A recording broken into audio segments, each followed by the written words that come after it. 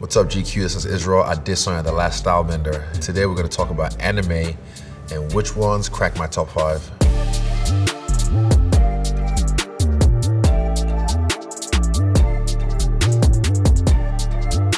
I think after school, every kid watched Dragon Ball Z and then would come back to school the next day and then talk about what happened.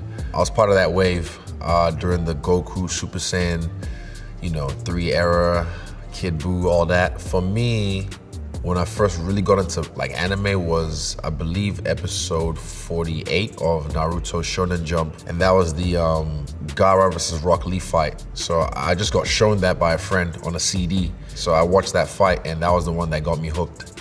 And then I watched all 720 episodes after that. So you watch me when I fight Silva. When I fought Silva, I like to emulate sometimes a character or a theme for each of my fights. Not for the just walk out, but for the fight itself. So when I fought Silva, I felt like it was 2 taijutsu masters fighting. So my character was Rock Lee.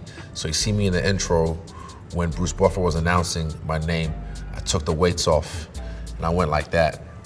Boom, and I hit a flip, I hit the pose. It was gangster. If you know, you know. It's like I played to my crowd. I wouldn't toot my own horn, but I'd say I was partially responsible for anime being kind of mainstream and in sports, because I felt like once I did it, I started to see NFL players, Olympians, and so on and so forth do their celebrations anime style, and it was cool. I wouldn't say I paved the way, but I'd say I just expressed myself the way I wanted to, and then people followed suit.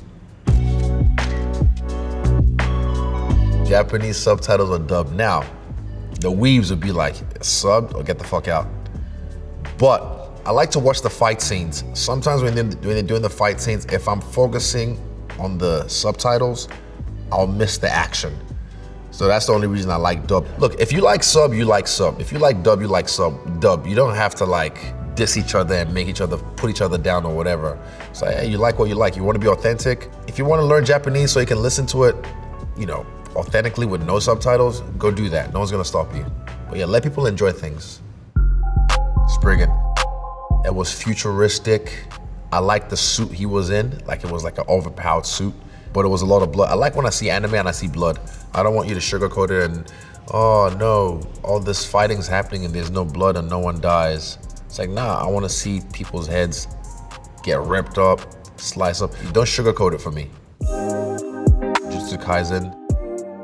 I'm still watching that, that's the thing. I'm still watching Jujutsu Kaisen, so I haven't been back on it for maybe 5 months. What made it crack the top 5, again, was just the universe it was based in. They have the school for wizards or witches, or sorcerers, I should say.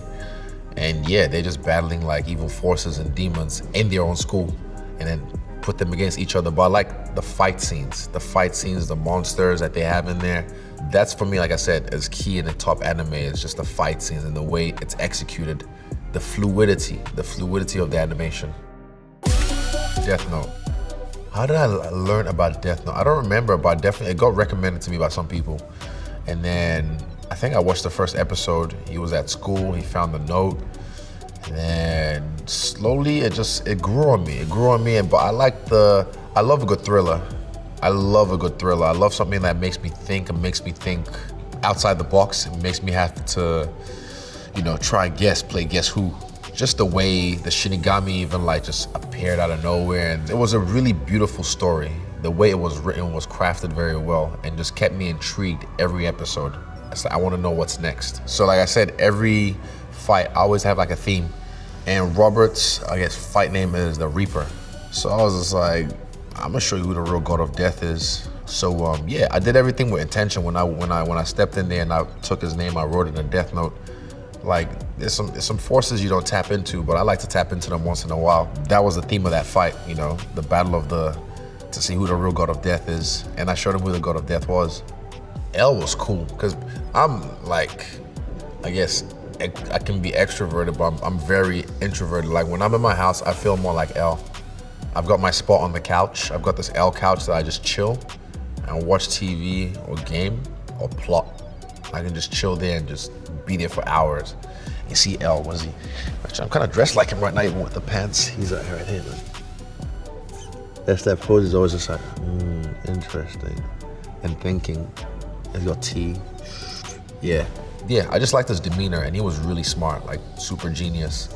And the way he played, you know, Kira, finesse. Naruto. So Naruto is definitely one of my favorites as well because the lessons I learned from it as well. But the fight scenes were really key in that one. And also the whole space of, you know, the Hidden Leaf Village, the Akatsuki gang, you know, the villains on there. They were also in depth and nice backstory. You want to talk about backstories? These guys will give you the backstory of these characters, and then you get to really get invested in the character and know what made them who they are, why they're the way they are. And then they're relatable as well, the good guys and the bad guys. And there were so many characters in Naruto that, you know, again, took me 4 years to watch 720 episodes and movies in between. You can get a lot from that series, but the main thing I really liked was the fight scenes. The fight scenes were cool.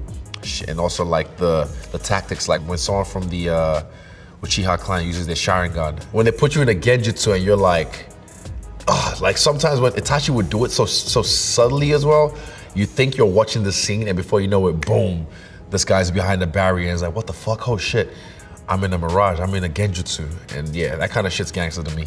It's been a while since I've practiced. And I remember I have a video of me doing it for the first time. It's an old video and I was really slow. Then you go to the part where I'm just like, I was on. Yeah, it's been a while, but I'll get back to it one day. Avatar, okay, so some people might be like, oh, that's not even an anime. It wasn't made in Japan. Shut up. Doesn't matter where it was made. The style of animation is what makes anime. You understand? Doesn't matter if it was made in fucking Alaska or wherever. If it's a style, anime is a style. It doesn't have to be created in Japan for it to be anime. You hipsters need to just fuck off.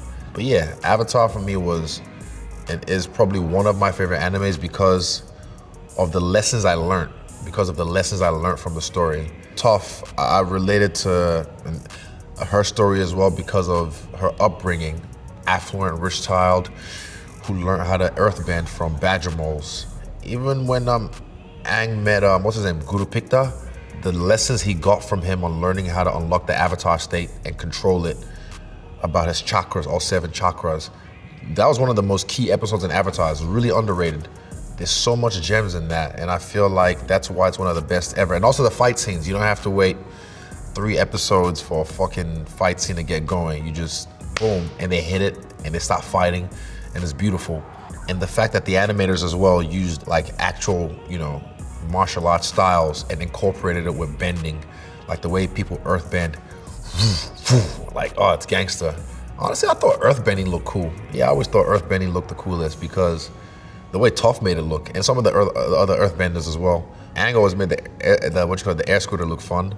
But I'm the style bender. I like all styles, but I think earthbending was gangster, yeah. So my nickname I coined from the Avatar series. Aang was the protagonist, right? And he had to realize his destiny by mastering all the elements to become the Avatar. I felt like in my world, I'm player 1, I've always seen it that way, and I felt like I had to master all the elements of martial arts to realize my destiny as the Avatar of this game, and I have. But now, you know, you have so many ups around, so I just have to, you know, keep being the Avatar and stake that claim, and it was very relatable. So that's why I coined the term the style bender, because I mean, when you're in the octagon, you have to be able to adapt to any style, and I can do that. I do love anime because for me, I've always loved even video games as a kid, like Tekken. That's one thing that made me wanna, you know, I like to do cool shit. So I like to emulate the people I see in cartoons or anime and do it in real life. And I feel like I do a really good job. I'm a real ninja, like in real life, actually. So yeah, I take inspiration from these characters and I might incorporate it into a different fight because I feel like this makes sense for me. This is what, for this arc and this story, it makes sense for me. GQ, that was my top 5 anime, kind of. You can mix and match, but yeah, don't believe the hype, you know? Right now, everyone still tries to clown on anime, but it's mainstream and people try and jump on just to try and seem cool, but hey, you do you, boo-boo. Enjoy what you love and let people enjoy things. Mwah.